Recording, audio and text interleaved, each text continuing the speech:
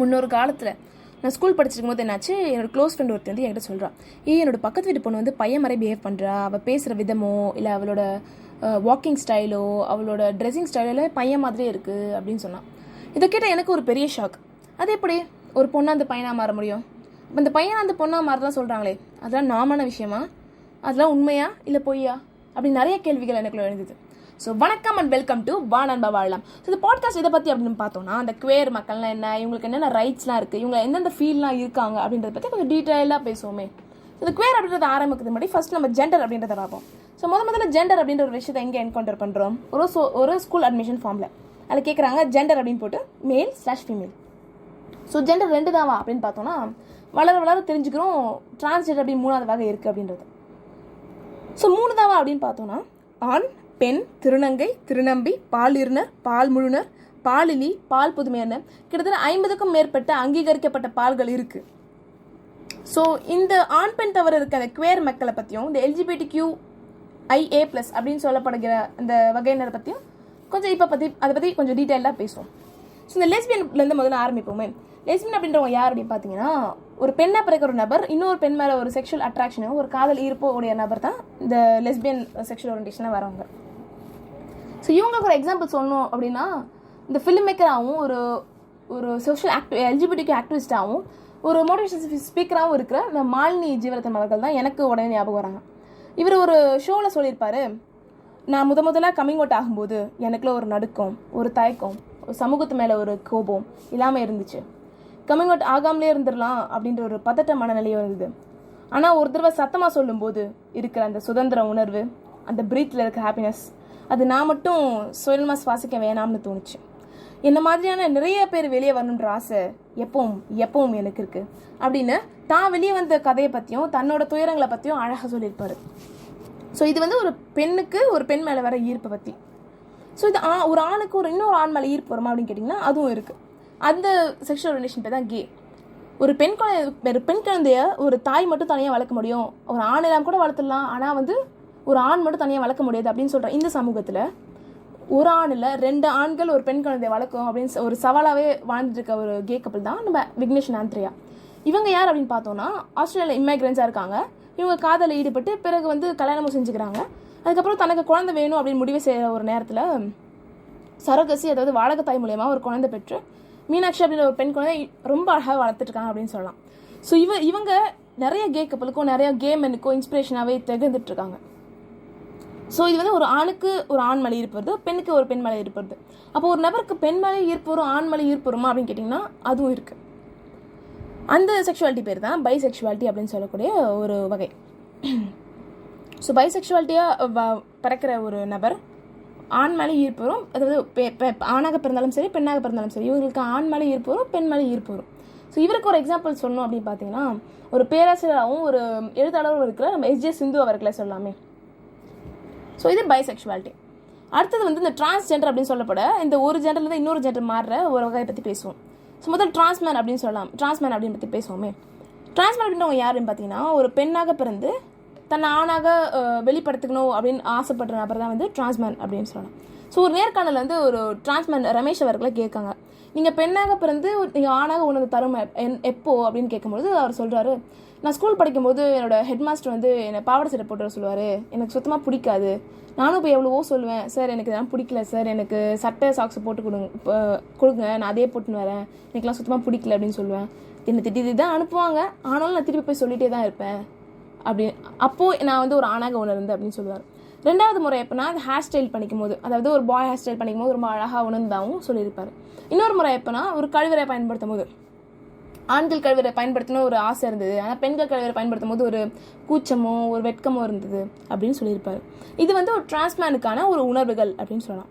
So ஒரு டிரான்ஸ்வுமன் யார் அப்படின்னு பார்த்தோம்னா, ஒரு ஆணாக பிறந்து ஒரு பெண்ணாக தன்னை அடையாளப்படுத்திக்கொள்ள ஒரு நபர் தான், அடையாளப்படுத்திக்கொள்ள விரும்ப ஒரு நபர் தான் வந்து டிரான்ஸ்வுமன் அப்படின்னு சொல்லக்கூடிய இந்த வகை. ஸோ இவருக்கு ரைட் எக்ஸாம்பிளாக இருக்கிறவங்க சொல்லணும்னா, எல்லாருக்குமே ரிலேட் பண்ணுற ஒரு எக்ஸாம்பிளாக சொல்லணும்னா, குக் வித் கோமாளி அப்படின்ற ரியாலிட்டி ஷோவில் வந்து நம்ம மிலா அவர்கள். இவர் யாரோ ஒரு மேக்கப் ஆர்டிஸ்டாக இருக்க இவங்க ஒரு வெளியே ஒரு வாடகை வீடு தேடிக்காங்க. அப்போது இவரை நிறைய பேர் வந்து நீங்கள் திருநங்கை அதனால் உனக்கு வீடு தர முடியாது, என்னோட பையன்கிட்ட நீ நடந்துக்க முயற்சி பண்ணாலும் உனக்கு வீடு தர முடியாது அப்படின்னு சொல்லி நிறைய புறக்கணிச்சிருக்காங்க. ஸோ ஓகே, இந்த செக்ஷுவல் ஒரு அட்ராக்ஷன் இல்லாத நபர்கள் இருக்காங்களா அப்படின்னு பார்த்தோம்னா அந்த நபர்கள் இருக்காங்க. அந்த செக்ஷுவாலிட்டி பேர் தான் ஏ செக்ஷுவாலிட்டி அப்படின்னு சொல்லக்கூடிய ஒரு ஓரியன்டேஷன். ஸோ இவர்களுக்கு செக்ஷுவல் அட்ராக்ஷன் இருக்காது அப்படின்னு சொல்ல முடியாது. இவங்களுக்கு செக்ஷுவல் அட்ராக்ஷன் இல்லாமலும் இருக்கலாம், சிலருக்கு கொஞ்சம் செக்ஷுவல் அட்ராக்ஷன் இருக்கலாம். இதில் நிறைய வகை இருக்குது. ரொமான்டிக் ஏ செக்ஷுவல்ஸாக இருப்பாங்க சில பேர் ஏ ரொமான்டிக்காக இருப்பாங்க. அதுமாதிரி நிறைய வகைகள் ஏ செக்ஷுவாலிட்டியும் இருக்குது. ஸோ இவருக்கு ஒரு பெஸ்ட் எக்ஸாம்பிள் சொல்லணும் அப்படின்னு நினச்சோன்னா, நம்ம கோயம்புத்தூரில் இருக்கிற ஒரு பிளாக் செயின் மார்க்கெட்டிங் ஸ்ட்ராட்டஜிஸ்டாக இருக்கிற நம்ம அழைக்கடல் அவர்களே சொல்லலாம். ஸோ இவரை வந்து ஒரு இன்டர்வியூவில் கேட்குறாங்க, உங்களை வந்து ஒரு பெண்ணை அடையாளப்படுத்தணுமா, அதாவது அவள்னு சொல்லி அடையாளப்படுத்தணுமா, இல்லை ஒரு ஆணை அடையாளப்படுத்தணுமா அப்படி கேட்கும்போது, ஏன்னா நீங்கள் ஒரு ஹீ வச்சும் சொல்லாதீங்க, ஒரு ஷீ வச்சும் சொல்லாதீங்க, என்னை வந்து பேர் சொல்லி மட்டும் அழைங்க, பிகாஸ் நான் வந்து எந்த ஒரு ஜெண்டர்லையும் என்னை வந்து வச்சுக்க விரும்பல அப்படின்னு சொல்லியிருக்காரு. இது வந்து ஏ செக்ஷுவாலிட்டி பற்றி. ஸோ இதை பற்றின ஏன் அந்த அவேர்னஸ் ஏன் மக்களுக்கு வரல அப்படின்னு பார்த்தீங்கன்னா, மெயினாக நம்ம பார்க்கக்கூடிய நம்ம சோஷியல் மீடியா, அந்த திரைத்துறையை சொல்லலாமே, எத்தனையோ பாடல்கள் அவர்களை வந்து ரொம்ப வாழ தகுதி இல்லாத மக்கள் மாதிரியும், ஆண் பெண் காதல மட்டும்தான் ஒரு வாழ தகுந்த ஒரு அழகான உணர்வு மாதிரியும், அதே மாதிரி இந்த குவேர் மக்கள் அப்படின்னு சொல்லப்படக்கூடிய இந்த LGBTQIA+ மக்களை வந்து வாழ தகுதி இல்லாத மக்கள் மாதிரி நிறைய பாடல்கள் எழுதப்பட்டிருக்கு.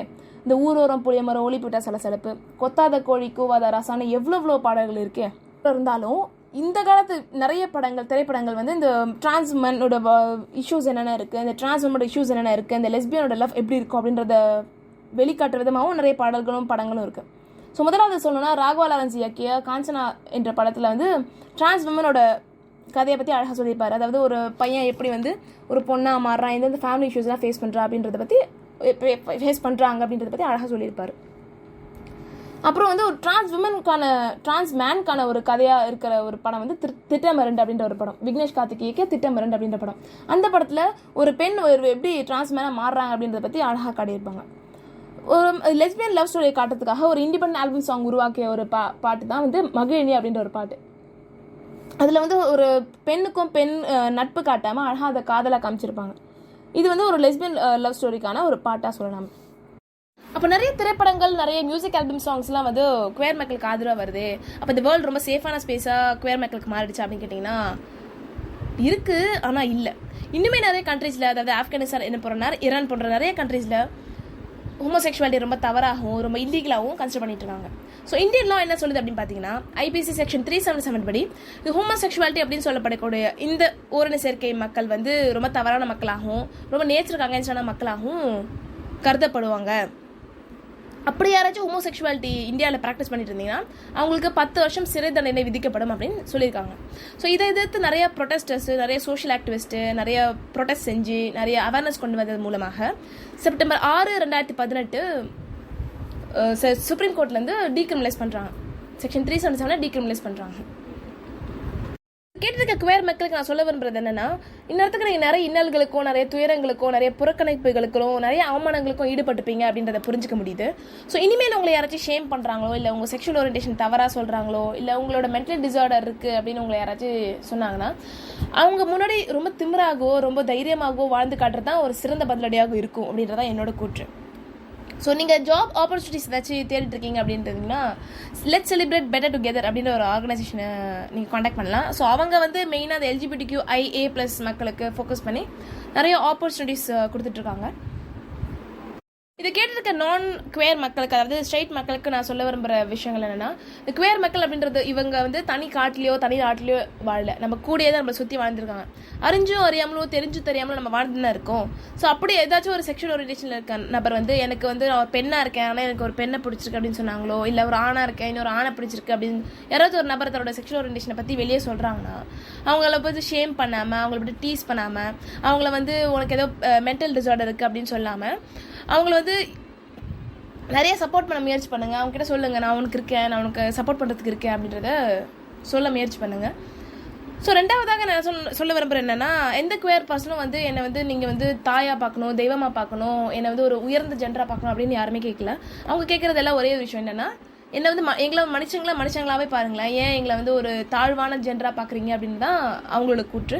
ஸோ அதனால் இது பாரதியார் அவர்கள் சொல்லியிருப்பாரு, மங்கையராக பிறந்திட மாதம் செய்திட வேண்டுமான்னு. ஆனால் நான் சொல்கிறேன், மனிதராய் பிறந்திட மாதம் செய்திட வேண்டுமாமா. இங்கே வாழ்கிற ஒவ்வொரு மனுஷருக்குமே ஒரு மனித உரிமைகள் இருக்குது. ஸோ யாருமே இன்னொருத்தரோட உரிமைகளை பயன்படுத்துறதுக்கு ஒரு தடையே இருக்க மாட்டோம் அப்படின்றத நான் நம்புகிறேன். ஸோ மூன்றாவது என்ன சொல்ல விரும்புறது என்னன்னா, இந்த குவேர் மக்களுக்கு நடக்கிற அவமானங்களுக்கு மெயினாக இந்த ரீசன் இருக்கிறது என்ன பார்த்தீங்கன்னா, lack of sex education. So அப்படி இப்போ யாராச்சும் கேட்டுருக்க யாராச்சும் ஒரு பேரண்ட்டோ இல்லை ஃபியூச்சர் பேரண்ட்டோ இல்லை ஒரு டீச்சரோ இருந்தீங்கன்னா, நிறைய கிட்ஸுங்களுக்கோ நிறைய கிட்ஸு நிறைய சுற்றி இருக்க மக்களுக்கு நிறைய இந்த எல்ஜிபிடிக்யூ பற்றின அவேர்னஸ் ஸ்ப்ரெட் பண்ணுங்கள். அப்படி ஸ்ப்ரெட் பண்ணுறது மூலயமா இந்த LGBTQIA+ மக்களுக்கு நடக்கிற நிறைய அவமானங்களை தவிர்க்க முடியும். ஸோ நெக்ஸ்ட் இதை பற்றி பார்க்க போகிறோம். அப்படி பார்த்தீங்கன்னா, இந்த ப்ரைட் பரேட் அப்படின்னு நடக்குமே. வருஷம் வந்து LGBTQ மக்களோட அவேர்னஸ் பற்றியும் இல்லை அவங்களோட உரிமைகளை பற்றியும் சொல்கிறதுக்காக நடத்தப்படுற ஒரு பரேட். இது இந்த என்னைக்கு நடக்கும் அப்படி பார்த்தீங்கன்னா, ஜூன் மாதம் கடைசி சண்டே நடக்கும். இந்த வருஷம் சென்னையில் எங்கே நடக்குது அப்படின்னு பார்க்கும்போது 26 ஜூன் மாதம் லங்ஸ் கார்டன் ரோட் அப்படின்ற ஒரு இடத்துல 3:30 6:30 வரைக்கும் நடக்க இருக்கு. ஸோ இதில் யாரெல்லாம் பார்ட்டிசிபேட் பண்ண முடியுமோ அவங்களாம் பார்ட்டிசிபேட் பண்ணிக்கோங்க. எந்த ஒரு என்ட்ரி ஃபீஸும் கிடையாது. இதுக்கு குவேர் மக்கள் தான் இருக்கும் அப்படின்ற அவசியமும் கிடையாது. ஸ்ட்ரெயிட் மக்கள், நான் ஸ்ட்ரெயிட் மக்கள் யாராக இருந்தாலும் பார்ட்டிசிபேட் பண்ணிக்கலாம். ஸோ இந்த கருத்து வாட் இஸ் ஐம் சேயிங்